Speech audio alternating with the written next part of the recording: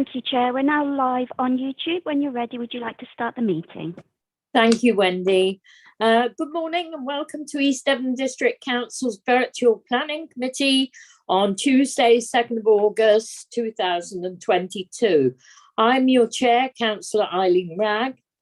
Based on a decision of the Council to continue virtual meetings until the 31st of October this year, I would like to remind both members and public attending or watching that this Council has delegated much of its decision-taking power to our senior officers.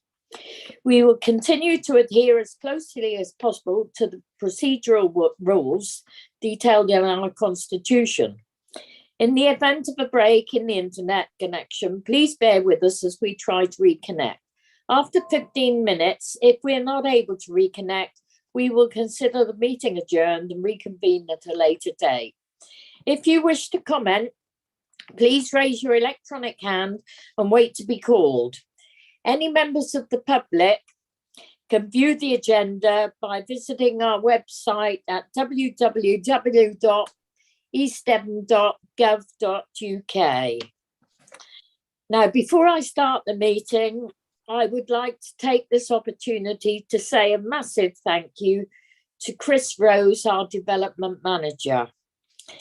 Unfortunately for us, it will be his last meeting today as he will be leaving us at the end of August.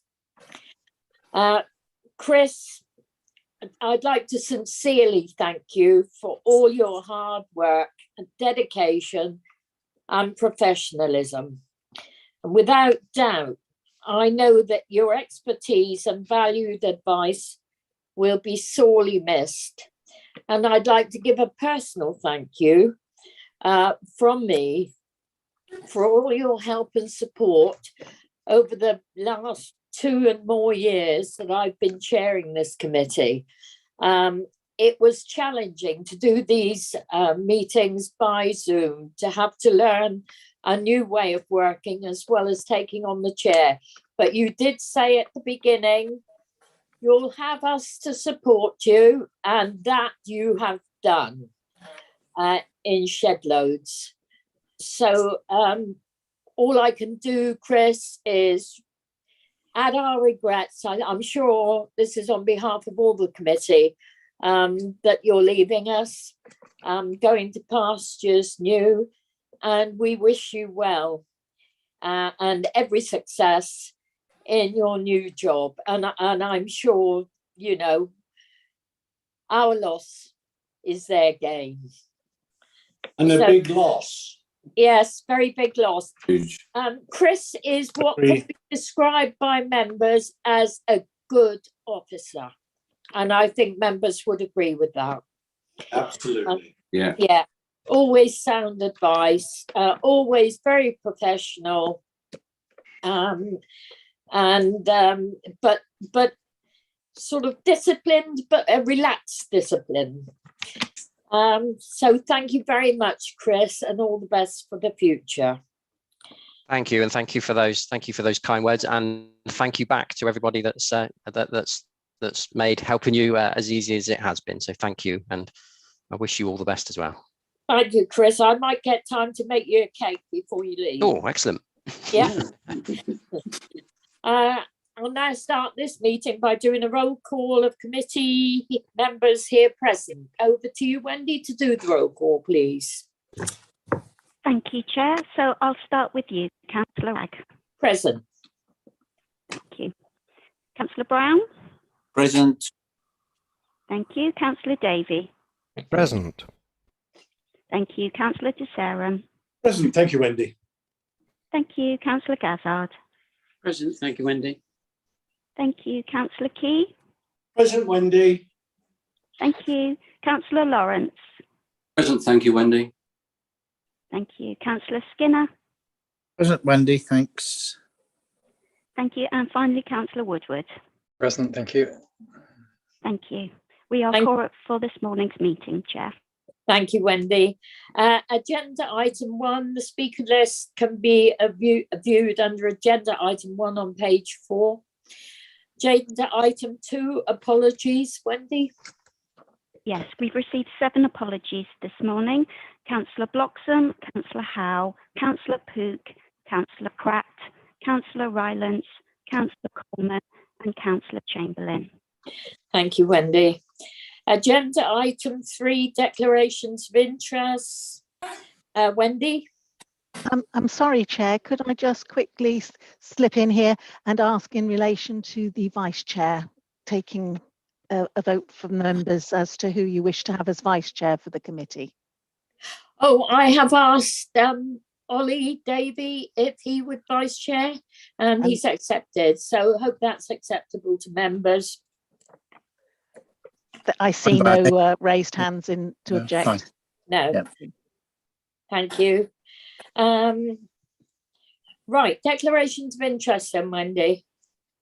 Thank you. So again, I'll start with you, Chair. Do you have any declarations? No declarations of interest, except that I got rather friendly with the ward member this morning. He's not the ward member. He's not the Oh, ward member. yeah, I thought he was.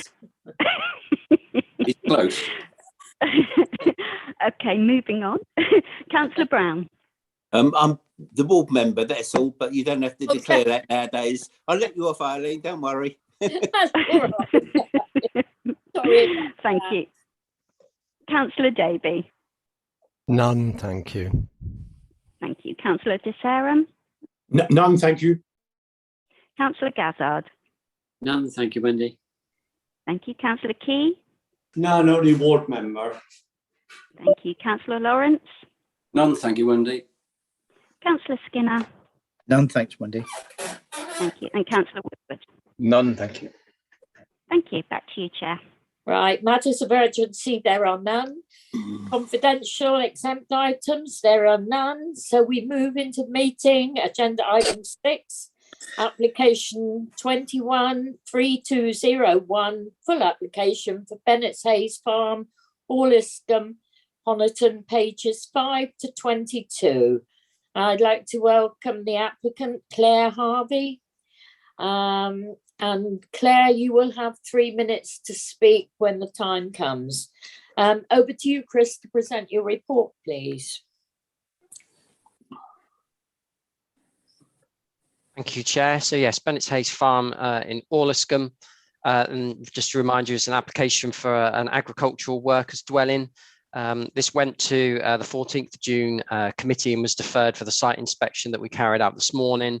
And in the report, you'll see that the officer recommendation that went to that committee in June was for refusal on the basis of the officer's view. There was no need for the extra dwelling, as there's dwellings and the applicant's already living on the site of the farmhouse, and the harmful impact as a result of the new dwelling on the AONB.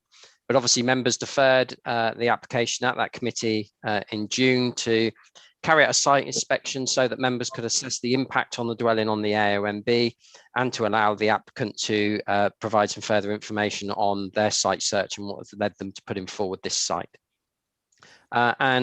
Members accepted the need for the new dwelling at that committee in June on the basis that the dwelling that the applicant lives in at the moment is small and there's no other units on the farm to move into.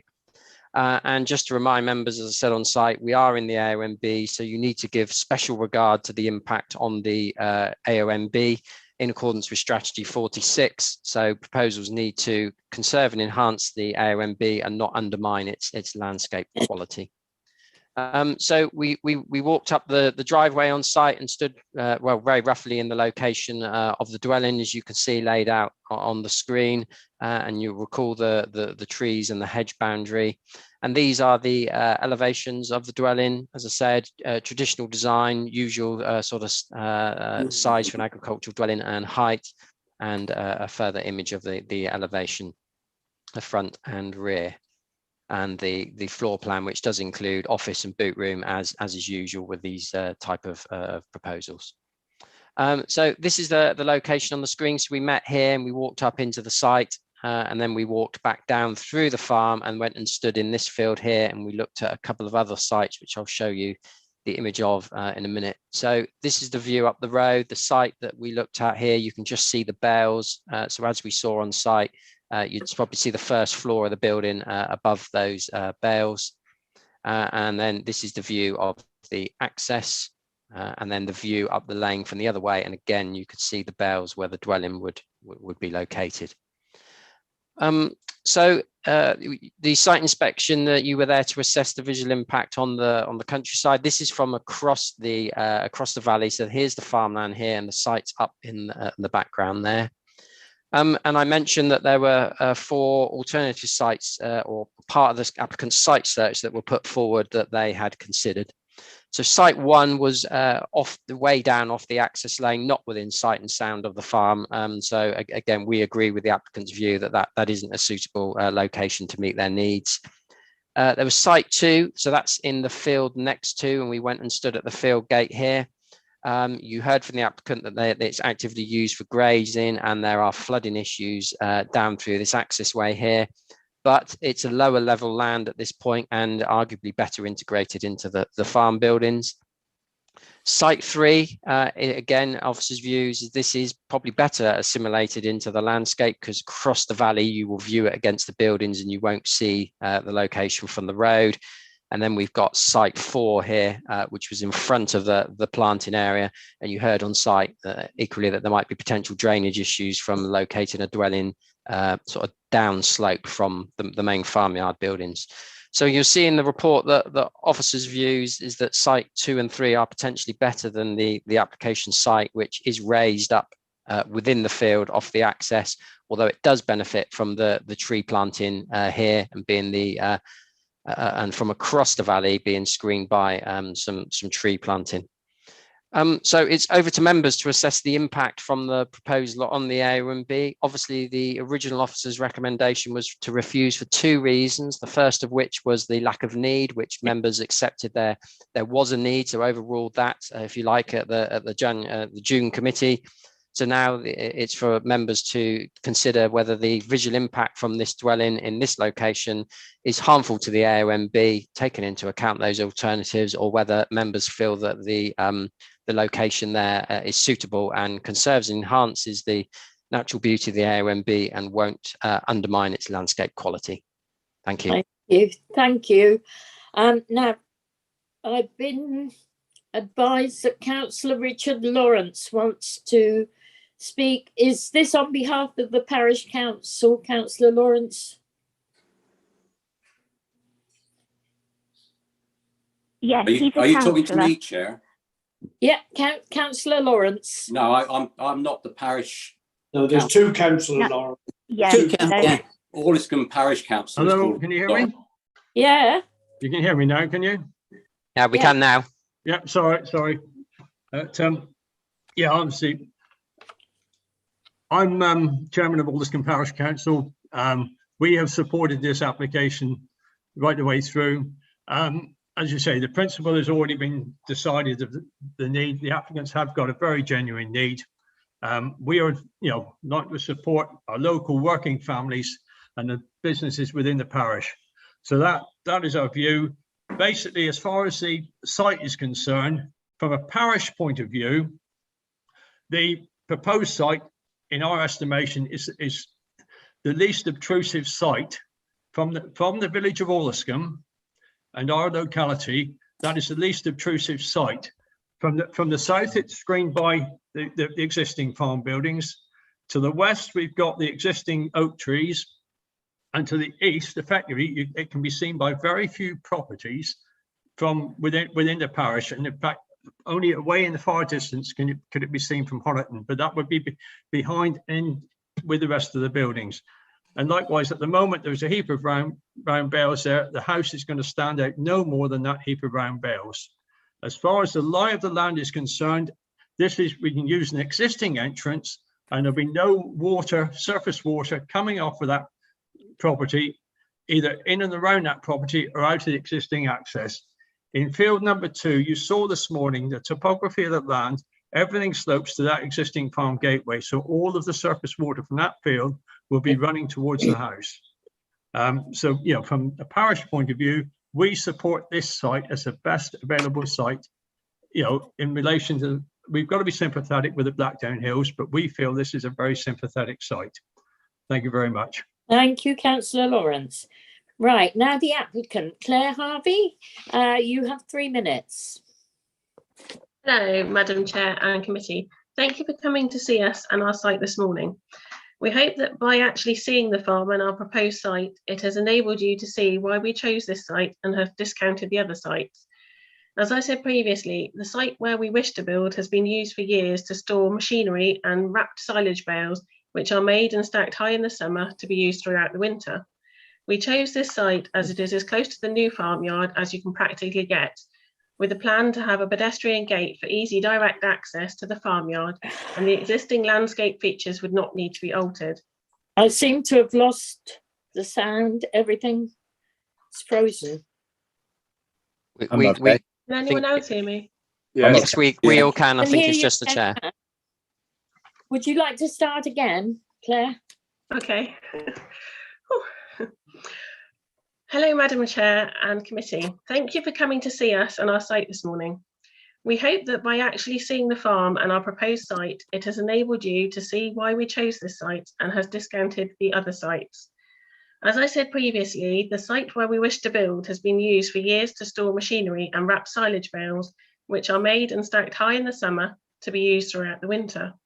We chose this site as it is as close to the new farmyard as you can practically get, with the plan to have a pedestrian gate for easy direct access to the farmyard, and the existing landscape features would not need to be altered. We position the dwelling to maximise the use of the daylight and sun to be sustainable. The proposal site is positioned to be screened by the existing buildings and landscaping on our farm. You also saw the other sites and hopefully now agree that we have chosen the best site for the dwelling with the least impact on the AONB and the landscape. As you say, site 1 is out of sight and sound of the farm, so isn't usable. Site 2 is further away from the farm building and has no existing track to the site. It's got flooding issues and overhead power lines. Sites 3 and 4 to the east of the farm buildings, in our view, would be a lot more prominent on the landscape and visible from the east across the valley. This is also where future expansion of the farmyard and slurry stores would be, and at a site lower than the farmyard is not practical from a farming viewpoint, not to mention the flash flooding that already occurs at site 3. Hopefully you will agree with us that the site we have chosen has the least impact on the AONB in order for us to proceed successfully. Thank you very much for letting me speak. Thank you very much.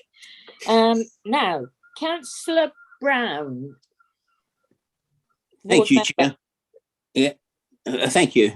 Yeah, there have been 2 planning applications in Ulliscombe in the past 18 months for Agriculture Workers Union, Agri-Workers Homes rather. Both have been approved by delegation.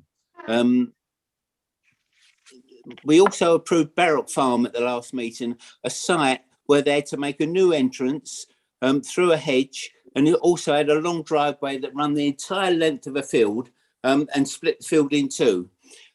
We've looked at the other sites here, and those other sites are unsuitable because of flooding. The site they want to put the property in has got bales on there at the moment, and it will be no higher than what's there at the moment. You know, it does need to be dug down slightly because of the slope that's here, but it is the best of the sites with no flooding. Therefore, you know, I do recommend it for approval. I mean, it will be tied on a 106 agreement as an agricultural unit, and should be approved under policy H7 and strategy H4 rather, and strategy 7. So therefore recommend it for approval. Thank you. Councillor Key. Thank you, Chair. Yes, I mean, I totally agree with what Councillor Brown has said. I mean, it is the most really respected site for it. It's right close to the buildings there. It's going to have to be dug in because of the lie of the land, and therefore, I mean, it's going to be less conspicuous and sticking up. We looked around while we were there, and to the north, the east, and the south. I mean, nobody could see it at all. Now, I did point out that down on the road there was one little window from a thatched cottage that could actually see the house, but nothing else could see it. The only people that would be able to see it were probably the higher people in the town of Honiton. and I don't think they're going to actually worry.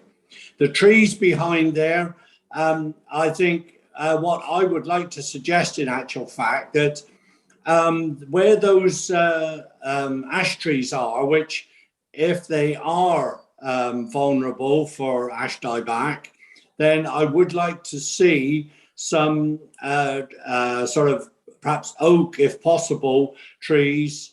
And I mean, you can get them because we had them, didn't we, for the Platinum Jubilee, planted there, but sort of trees that would be about 10, 12 feet high so that they're going to, grow fairly quickly and put in their place. But that would only be if the actual ash trees suffer from dieback there. But otherwise, I mean, I fully support the application. The applicants have come back, there is a need there. And therefore, I think that, I don't know whether Councillor Brown did actually propose. I did propose, yes. Right. Well, I'm seconding for the approval of this application. Thank you. Okay, thank you. Right, Councillor Lawrence. Thank you, Chair. Wasn't it great to have a site visit today? You see this wonderful young family with their son. They are the future guardians of the countryside, and without them, there wouldn't be an AONB. They've taken enormous steps to mitigate the effect that this property will have. And I think it will fit in well with the local hamlet feel of the rest of the houses. I don't think it undermines the visual impact of the AONB, and I should be supporting the application. Thank you. Thank you. Councillor Desarum. As also who went on the site visit, I think that from a planning perspective, we've looked at the topography of the land, and obviously we are supporting strategy 46 because we obviously want the best for this particular family, and we've looked at other sites. So for those reasons, I too, like many colleagues, will be in a position to support it. Thank you. Thank you. Councillor Gazzard, anything to add? I just wanted to clarify with Mr. Rhodes, if I could, please. Yeah. I mean, it's regarding the trees at the back, and can we put a condition on, if it should be approved, that if the trees have to come down, that whenever it is, new trees and preferably oak could be planted? Could that be a condition if it was agreed? Thank you. So through you, Chair, yes, I was going to suggest that if members go down the route of approving permission, then we'd recommend that we put a condition on about planting, and yes, to cover that boundary, but also to ensure suitable boundary treatment and planting to the boundaries to the property to assimilate it into the field as much as it can. Thank you. And is there anything on section 106, Chris?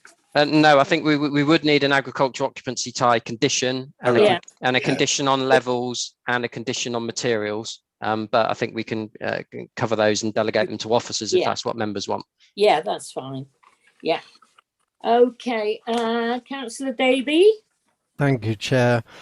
Yes, I can appreciate the circumstances for this, and I think we can see it in terms of succession, enabling this family to stay on the farm. I could see from the size of the buildings over the road that it was going to be difficult to have an expanding family in there. But we do have to bear in mind there are already 3 houses on this site. But on the other hand, I think, as Chris said, we've kind of accepted the need for this. So it really comes down to the landscape harm. And as we discovered this morning, it's going to be set well down, possibly as much as 6 feet into the ground at the back. I think it would be viewed along with the other buildings, and actually looking at the other sites, it occurred to me they'd be far more prominent from the other side of the valley. So it is going to be partially screened. I'd be happy with definitely conditioning screening. I think possibly having some further trees planted in there just in case the ashes do die back sort of fairly immediately might not be a bad thing. It's going to be viewed with other buildings there. I think we would want to condition the wall colour and the materials so that it is kind of seen as a the kind of building you would see in the countryside, the roof, obviously a 106 agreement for the tie. I do wonder where they're going to stack the bales in future, possibly further up the field, I don't know. But presumably they've thought of that. And I could appreciate that probably of the sites that have been selected, it was the best. And my feeling is it's not going to make a major impact on the countryside. So I seem to remember some of my training saying you have to identify the harm. And I think I'm struggling to identify the harm here as against enabling this family to stay on the farm. So I'm happy to support. Thank you. Councillor Key, you want to come back? Yes, thank you, Chair. Yes, I mean, when I mentioned about the oak trees there, yes, I fully agree, really. I mean, it would be advantageous to plant them now, because if you actually looked at those ash, they weren't really ash trees. They were only sort of like sprouting from a root, I would have thought. The tree had probably sort of died off years ago, and those had sprung up from the root. So I would like that. The other thing that Mr. Rose did mention was, and I was going to mention, was the AOC should be on there, and also some plantation around the front of the house, so that it would make it sort of a little bit less conspicuous. I don't know, I mean, I know it's expensive, but I mean, around that area, I did notice that a lot of them are stone faced, and I just wondered whether that was a possibility. It would be more in keeping, or part of it stone faced, even if it wasn't all of it stone faced. But I mean, that's not the planning issue. It was just a suggestion that would actually make it more in keeping with the area. Thank you. Yeah, thank you. Chris, do you have any comment on that? You know, I mean, it's. Well, I think we can. I think members are going down the route of putting a condition on about materials, and the applicants here to hear that. So if they can include some stone, maybe in the chimney or the plinth, then all the better. Yeah, I'm sure that will be taken on board, David. Thank you. Right, over to Mrs. Shaw then for the vote, please. Thank you, Chair. Now, I just want to clarify with the Councillor Brown and Councillor Key, who moved and seconded the recommendation to approve, that they are happy to delegate conditions to officers in consultation with the Chair and Vice Chair and ward members for the conditions as mentioned. And in light of that, members may remember that Chris Rose said that the agricultural tie will be by condition and not by a Section 106 agreement. Yeah. Yes. Yes, So, totally agree. Yeah.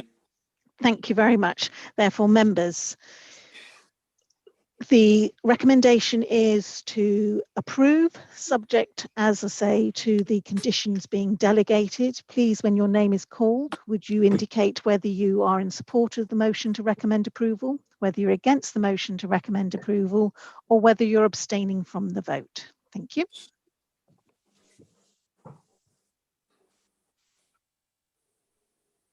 Sorry, I couldn't unmute. Councillor Brown. Yes, support approval. Councillor Davey. Support approval. Councillor De Sarum. Support approval. Councillor Gazzard. Support. Councillor Key. Approve. Councillor Lawrence. Support approval. Councillor Skinner. Support approval. Councillor Woodward. Support. And Councillor Ragg. Abstain. Thank you. So I can confirm that application is recommended for approval. Thank you, Wendy. That brings our meeting to an end. I'd like to thank everyone who came on the site visit this morning and who are here now, and thank members of the public who may be watching. Thank you all for your attendance. Members, can I remind you that until the Democratic Services team confirm that the live